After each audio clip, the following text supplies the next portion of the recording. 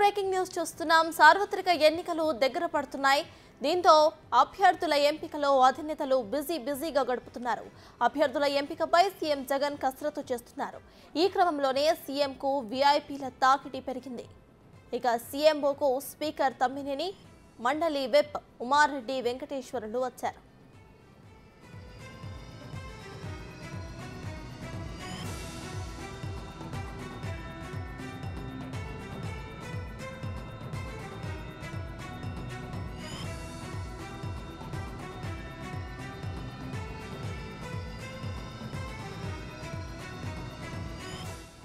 సార్వత్రిక ఎన్నికలు దగ్గర పడుతున్నాయి. దీంతో అభ్యర్థుల ఎంపికలో అధినేతలు బిజీగా గడుపుతున్నారు.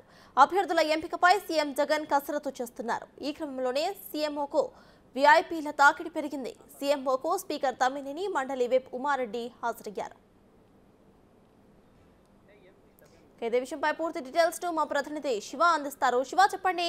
ఏపీ సీఎంఓ కార్యాలయం దగ్గరైతే వీఐపీ తాకిడి పెరిగినట్టు తెలుస్తోంది. ఇక జగన్ కూడా అక్కడ అభ్యర్థుల ఎంపికలో బిజీగా ఉన్నట్టు తెలుస్తోంది. ఇదే విషయంపై మీ దగ్గర ఉన్న అప్డేట్స్ ఏంటి? మొత్తం మీద చూసుకుంటే ముఖ్యమంత్రి క్యాంపు కార్యాలయం కోలాహలంగా మారిపోతుంది. పలువురు వీఐపీలతో క్యాంపు కార్యాలయం మొత్తం కూడా అభ్యర్థుల ఎంపికకు సంబంధించి కూడా కోలాహలం నెలకొనుంది.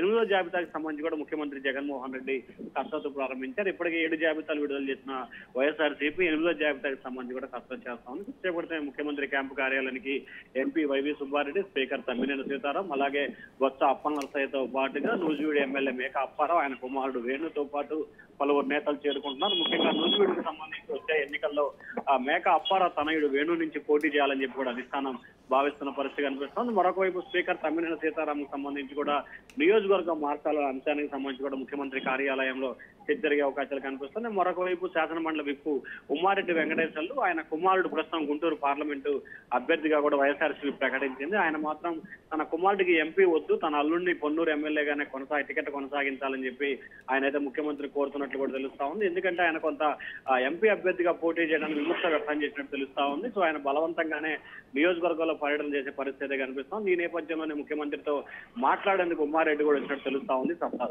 Right, thank you Shiva.